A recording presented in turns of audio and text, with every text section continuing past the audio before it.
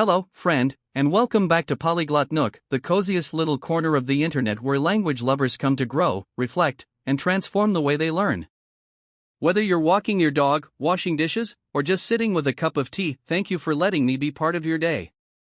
Today's episode is for every curious learner who has ever thought, I love reading, but I still can't speak fluently. Because today, we're diving into a method that completely changed the way I study foreign languages. No, it's not grammar drills. No endless word lists. No language apps with cute cartoons. This is something deeper. It's a way of reading that helps you think in a new language faster, easier, and more naturally than you ever imagined. Let's begin. The power of context-driven reading. Let's start with a simple truth. You don't truly know a word until you've felt it in context. You can memorize apple in 5 languages. But until you read a story about someone picking apples in autumn, or hear a grandmother describing the taste of a baked apple pie, you're not building a memory. You're just collecting data. That's where the contextual reading method changed everything for me. Instead of flashcards, I read real stories. Instead of translations, I saw full sentences with the meanings explained next to them, not word for word, but meaning by meaning. Let me explain. What makes this method so different?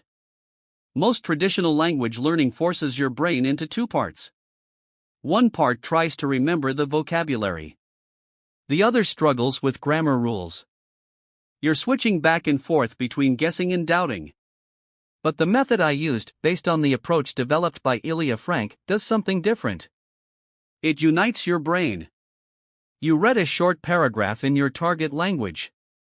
Immediately below that, you see the same paragraph, but with meanings, notes, and short explanations woven into the text. You don't stop to look up words. You don't interrupt the flow. You just keep reading. And magically, understanding starts to build. The method in practice, step by step.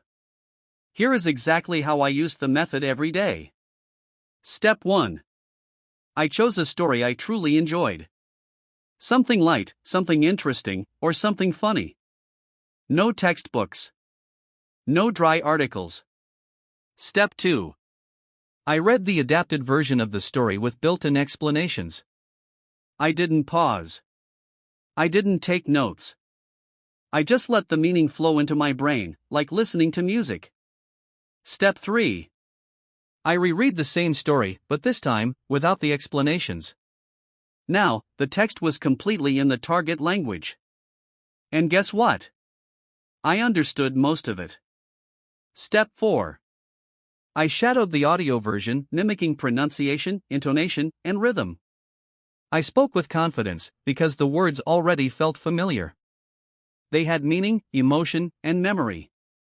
Step 5. I reflected. I asked myself, what did I feel while reading? What surprised me? What expressions stuck in my mind today? And that's it. Just 5 small steps. Every day. Why this works, scientifically speaking. The human brain loves patterns. And it hates being interrupted. Every time you stop to look up a word, you're breaking the natural rhythm of learning. With this method, there is no interruption. You stay in the flow. You see the unfamiliar word in its natural home, surrounded by friends. The sentence gives you its meaning. The story gives you its purpose. And this repetition, in context, creates long-term memory. Not mechanical memory. Not quiz memory. But emotional memory. That is why I remember the word for raincoat in Italian. Not because I studied it, but because a character in a story lost his raincoat in the middle of a thunderstorm. And I felt it. Choosing the right material. The most important part of this method is choosing the right content. So let me share what I recommend. First, start with something you would read in your native language. Comedies, short stories, fairy tales, travel journals, anything that makes you curious. Second, don't pick something too difficult. The goal is not to impress yourself. The goal is to enjoy the process. Third, use graded readers that follow the Frank style layout. These often include sentence-by-sentence explanations, short phrases with meaning, and plenty of repetition. Fourth, read slowly but don't overthink. Let your brain absorb. Let the rhythm do the work. Tools and habits I combined with this method. Now, reading alone is powerful. But when I added a few habits, things accelerated. First, I kept a language journal. Just 5 sentences a day about what I read, what I noticed, what I loved. Second, I practiced shadowing out loud. I copied native recordings from the same stories, trying to sound just like them. Third, I spoke to myself about the story, retelling it in my own words even with mistakes.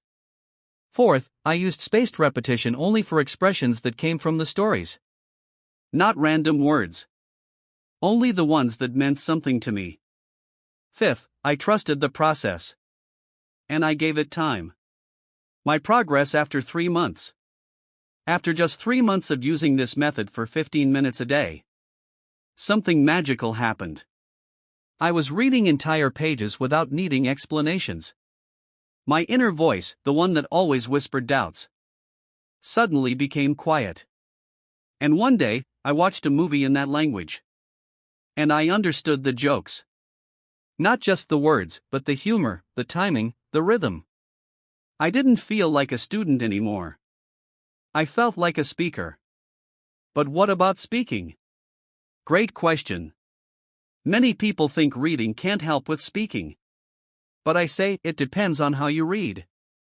If you're reading emotionally, if you're visualizing, if you're repeating aloud, then your speaking brain is working. Words become reflexes. Grammar becomes instinct.